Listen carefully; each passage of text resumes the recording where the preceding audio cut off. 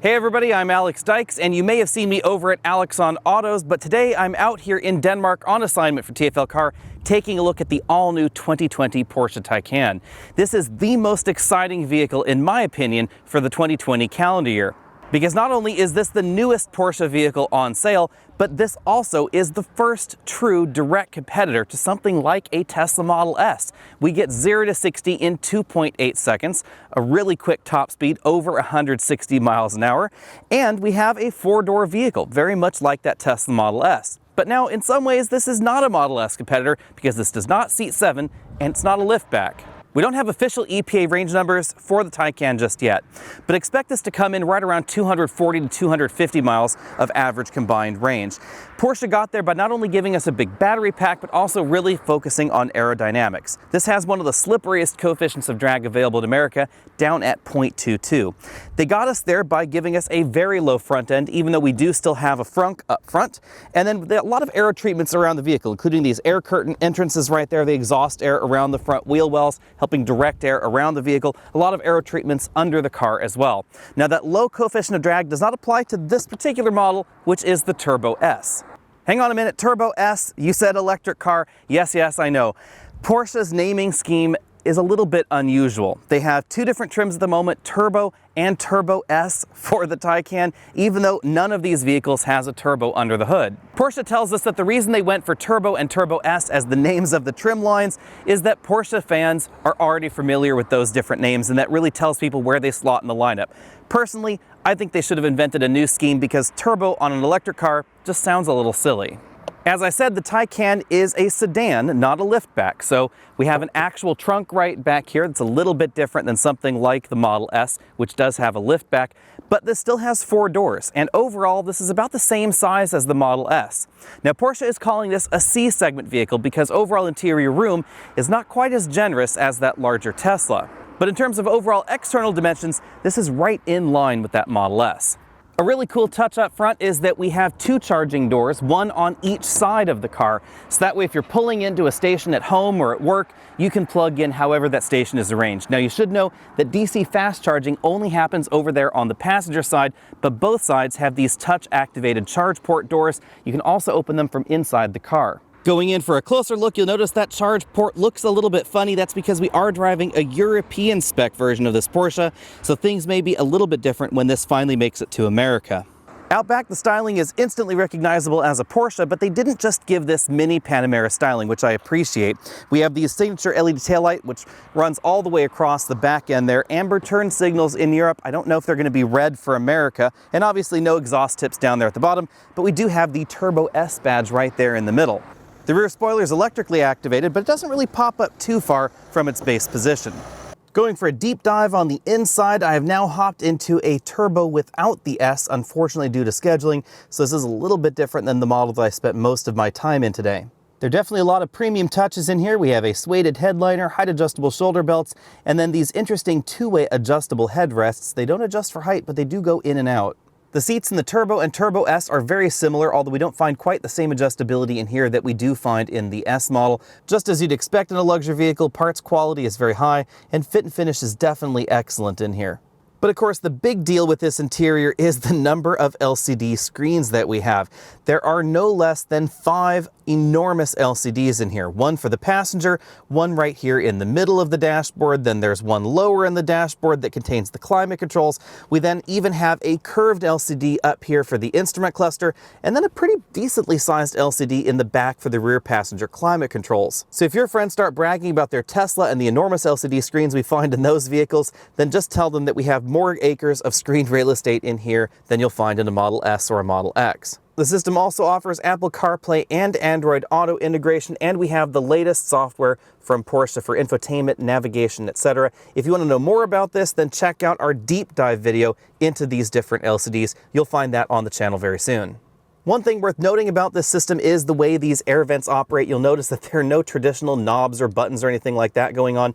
That's because these are all digitally actuated. So we press this menu button here, then we move up to this screen, and this is how we choose where the air is going to come out, whether it's focused or it's diffused, or we can choose individual. This is how you actually decide where you want the air to go. We drag these little circles around the screen like that, and you can have the air go up, down, point anywhere you want. Although this is undoubtedly cool, I do think it's not quite as useful as it seems, and I have the same opinion about the Model 3 and its air vents, so it's not unique to this particular vehicle. Moving down there, we have two large cup holders. These should be easily able to accommodate American takeout drinks. And then under the center console armrest, that's where we find the wireless device charger and two USB-C inputs. Those both seem to work with Apple CarPlay. The Taycan also gets one of the largest LCD instrument clusters available in America. It's a little bit difficult to tell the expanse, but the LCD goes all the way out to this area and then all the way out here on the right. On each side there are touch buttons, so we'll take a look at the ones on the left here first. These are the headlight controls, so we can click those to auto. That's the rear fog lamp right there. And then on the right side, we get the traction and stability control button, a button to adjust the suspension, Sport, Sport Plus, etc. This button raises or lowers the air suspension, and then we have a favorites button. Then of course in the middle we get all the typical displays and one of the most configurable displays in the industry. You can't change the overall style, but you have a lot of selections as to what is displayed here. For instance, we get the status of the all-wheel drive system right there. In this center one we can get a power meter, or you can choose a map display, or you can choose a 3D map display, or you can choose a satellite map. You also have the option of having that map take up most of the instrument cluster, but you'll notice because this LCD is so large, we still have a lot of information displayed on each side. This is also where we find the readouts for the night vision system, and on the far right we can choose between things like navigation, the trip computer readout right there. There's also status of the drive mode, media information, and the sport chrono display that we see in other Porsches. Porsche has located the power button in kind of an unusual position. It's over here to the left of the LCD, and you have to press and hold it for a decent amount of time to actually turn off the vehicle. And the gear shift is over here on the right. It's a joystick style shifter, so if I put my foot on the brake, drive is all the way down like that, reverse is all the way up, and park is this button right here. Now let's get to the part you've all been waiting for, what makes the Taycan go. Under the body we have a 94.3 kilowatt hour lithium ion battery pack. This battery pack is actively heated and actively cooled. That's what gets us to the performance figures that this vehicle is capable of. As we see in many EVs out there, we don't have access to the full 94.3 kilowatt hours. Only about 83 to 84 of the kilowatt hours is usable. The base turbo model produces 616 horsepower, about 255 horsepower on the front axle, and the remainder from the rear electric motor. If you get the Turbo S, then that bumps things up to 670 horsepower, and most of that increase comes on the front axle. Porsche tells us that the primary difference between the Turbo and the Turbo S is in the power control circuitry for the front electric motor. They gave it basically the same power control circuitry we get for the rear electric motor, moved on up to the front motor. Continuing with the turbocharged theme, both vehicles are able to overboost the power above those nominal horsepower ratings for a short period of time, just under 3 seconds on both models. That will take this particular vehicle on up to 750 horsepower and 774 pound-feet of torque. Obviously, these are completely insane numbers already, but let's dive a little bit deeper into what makes the Taycan interesting. If you reach back in your Wayback File, you may recall that there were Tesla models that were planned to have a 2-speed automatic transmission, but it ultimately never ended up happening. Porsche, however, has gone back and made that work for the Taycan. So back here on the electric motor only, we do have a 2-speed transmission. That allows us to have up to a 15-to-1 gear ratio on that electric motor, or transition to an 8-to-1 gear ratio for improved overall economy. If you engage Sport or Sport Plus modes on the inside, it will automatically switch to the lower ratio mode to give you that brutal acceleration that the Taycan is definitely becoming known for. The 2-speed transmission is definitely noticeable in the Taycan, especially if you're in that Sport Plus mode where the shifts become very, very quick and definitely a little bit more abrupt than in the rest of the drive modes for this vehicle. So you will definitely feel that as you accelerate.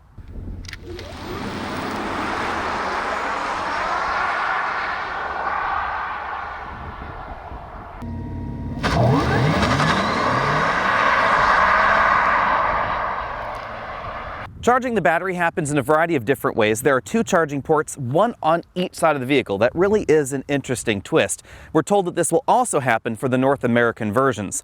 Now, both ports will AC charge the vehicle, but only the one on this passenger side will DC fast charge the vehicle.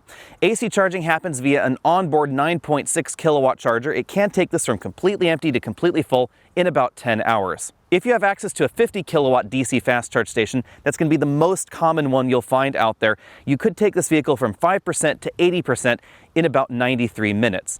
If you have access to the slightly newer 150 kilowatt stations out there, then you can go from 5 to 80% in about 30 to 35 minutes. And if you have access to the absolute latest DC fast charge stations that Electrify America is spreading across the US, or the Ionity series of chargers here in Europe, you can take this from 5 to 80% in just 22 minutes. That's because this battery pack is a new 800 volt design, the first available in the world. Now it's time for a quick electrical lesson. When you double the voltage, you can half the current and get the same effective amount of power. For instance, 800 volts at 50 amps is the same amount of overall power as 400 volts, 100 amps. By reducing the current, they've been able to give this vehicle lighter wiring because you don't need as thick of a conductor to handle those lower currents. Obviously, you need a little bit more insulation because of the increased voltage, but overall, it reduces weight inside the vehicle. And they didn't really have to change too much in terms of the overall design. They just wired the pack in the vehicle a little bit differently to give us that 800 volt ability. The other benefit is the ability to charge faster because charging is limited by the flexible cables that connect the vehicle to the charge station, but stations like Tesla's V3 supercharger stations or the new 350 kilowatt stations that this vehicle will plug into all need liquid-cooled cables anyway, and the cables really are one of the limiting factors at the moment. So by going to 800 volts, we get faster charging and we get a lighter weight vehicle. It really is a win-win. But there's one thing you should know. When you connect this to an older 400 volt station, it will only charge at 50 kilowatts unless you check an option box with Porsche that will upgrade this to a 150 kilowatt system. It bucks the voltage from 400 up to 800 to charge the battery at 150 kilowatts. So there are 3 different DC fast charge levels for this vehicle, depending on the equipment you connect it to and the option box that you checked when you bought it. As you'd expect in a performance car, up front we definitely have beefy brakes. These are 10 piston calipers, and we get carbon ceramic brakes standard in the S trim. But more important than these brakes is the fact that the Taycan is not going to be using them very often unless you're beating this out on a track. That's because this has one of the most aggressive regeneration abilities in the EV industry, period. At 265 kilowatts of peak regeneration, that is about 5 times the peak regeneration in any current Tesla model. When we're talking about regeneration in a Tesla, remember that Tesla does not use a blended braking system. So when you lift off the accelerator pedal in a Tesla and you start applying the brakes, you're not getting any extra regeneration no matter what you do with the brake pedal. It's just at one fixed rate. And that rate is determined by a setting in the infotainment system. You can adjust it between high and low. The Taycan is different. This is more similar to the average hybrid out there, the average plug-in hybrid, and of course all of the other EVs available in America. This has a variable regeneration system. It's all controlled by the computer, and the computer decides how much braking effort is handled by the regeneration system or by the friction brakes in the car. Now, the reason that Tesla did not do that with the Model S is that regen braking is a little bit tricky, and getting that balance just right between what the friction brakes are doing and what the regeneration is doing in the vehicle is really, really hard, and it wasn't possible to do it as smoothly as this vehicle back then. So Tesla just decided to stick with it. However, Porsche went in a different direction, and they've given this that ability. So according to Porsche, 90% of daily driving braking activity will be handled entirely by the regeneration system on this vehicle. Really, the only time the friction brakes will be doing anything in daily driving with this vehicle is when you're stopping that final, say, 5 miles an hour to 0. And finally, while we're back here, another thing that adds to the performance in the Taycan is a standard limited slip differential on the rear axle. Hopping into the driver's seat, we definitely have a high level of comfort going on. Porsche tells us that they tried to give a very similar overall driving position to the 911, and that definitely is the case. It's definitely a little bit more reclined than we see in some of the competition or in something like the Panamera. The model I spent most of my time in today had a million different electric adjustable options. You can adjust the bolstering of the seat bottom cushion independently from the seat back cushion. We had 4-way adjustable lumbar support and an extending thigh cushion. If you can't find a comfortable seating position in these seats, you're probably not human. All the models we've been driving today have this large fixed glass roof, and that does help improve overall headroom up front. But if we hop into the back, this large glass panel ends right behind my head, and that means I can't put my head back there to the headrest. There's just not quite enough room. But if I sit a little bit further forward, we definitely have that feeling of roominess back here. Now, the Taycan is a 4-seat vehicle only. There is no seat right here in the center. It's just a storage area. Because this is a sedan, not a liftback, we don't find the same kind of cargo practicality that we see in something like the Model S. Back here we have 12.9 cubic feet of storage space, which is pretty comparable to a lot of compact luxury cars out there, but definitely below the 26.3 cubic feet that we do find in the Tesla. That seems to be because in terms of overall proportion, we have a much longer hood proportion in this in order to give it that classic Porsche appearance. The frunk is a little bit smaller than the average Tesla frunk, but I was still able to fit my laptop bag, which is a very large laptop bag as they generally go, but I wasn't able to put one of the maximum sized carry-on bags for a domestic flight in there. If you have one of those smaller, perhaps 20-inch roller bags, you could probably put that under the hood, however. As usual at TFL Car, I can't talk about how this drives until the embargo lifts, but I can show you, and I can giggle along, because this is an awful lot of fun.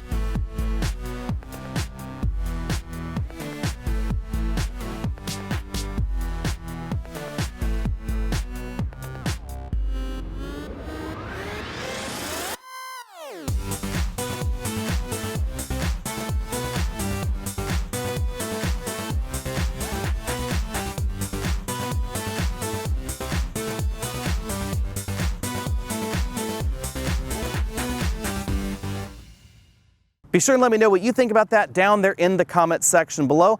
Also be sure and head over to tflcar.com for news, reviews, and more. And you can find me over at youtube.com/AlexOnAutos. A big thanks to Rome and Micah for sending me on this particular trip and giving me the opportunity to drive, again, one of the most interesting EVs available for the 2020 model year. I'll see you later.